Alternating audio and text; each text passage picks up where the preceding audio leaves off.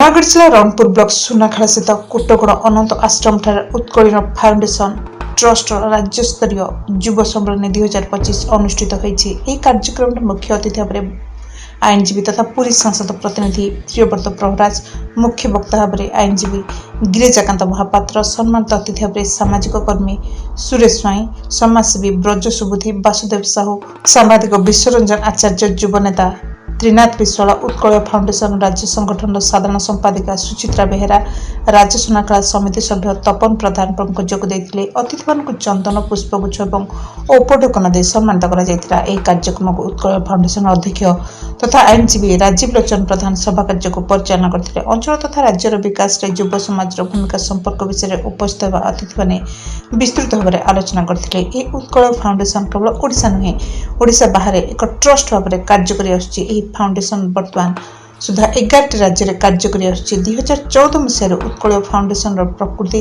ସଂସ୍କୃତି ଏବଂ ମାନବିକ ଅଧିକାର ସୁରକ୍ଷା କ୍ଷେତ୍ରରେ ସମଗ୍ର ଭାରତବର୍ଷରେ କାର୍ଯ୍ୟ କରି ଆସୁଛି।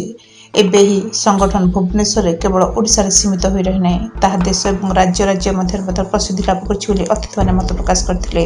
ଏହି କାର୍ଯ୍ୟକ୍ରମରେ ରଣପୁର, ନନ୍ଦପୁର, କେଳାକେଳୁଣି କଳାର ନିପୁଣ ଅଭିନୟ ଅଜୟ ଦାସ ଏବଂ ତାଙ୍କର ଗ୍ରୁପ କିଛି ସମୟ ପାଇଁ ଆକର୍ଷଣ ତଥା ଚମତ୍କାର ଭାବରେ କଳା ପ୍ରଦର୍ଶନ କରିଥିଲେ। ଏଥିରେ ବିଭିନ୍ନ ବୁଦ୍ଧିଜୀବୀ, ସାମାଜିକ କର୍ମୀ, ସାମ୍ବାଦିକ, ସରପଞ୍ଚ, କୁନି ନୃତ୍ୟଶିଳ୍ପୀ, ଶିକ୍ଷକ, କବି, କବୟିତ୍ରୀମାନଙ୍କୁ ମାନପତ୍ର ଏବଂ ଉପଢୌକନ ଦିଆଯାଇ ସମ୍ମାନିତ କରାଯାଇଥିଲା। ଏହି କାର୍ଯ୍ୟକ୍ରମରେ ଓଡ଼ିଶାର କୋଣ ଅନୁକୋଣରୁ ବିଭିନ୍ନ ବ୍ୟକ୍ତି ମଧ୍ୟ ଯୋଗ ଦେଇଥିଲେ। ଫାଉଣ୍ଡେସନ ସଦସ୍ୟମାନେ ଉପସ୍ଥିତ ରହି କାର୍ଯ୍ୟକ୍ରମରେ ସହଯୋଗ କରିଥିଲେ। ନିରାକାର ବାଲୁଙ୍ଗେଶ୍ୱର, ଓଡ଼ିଶା ମୋବାଇଲ ଟିଭି।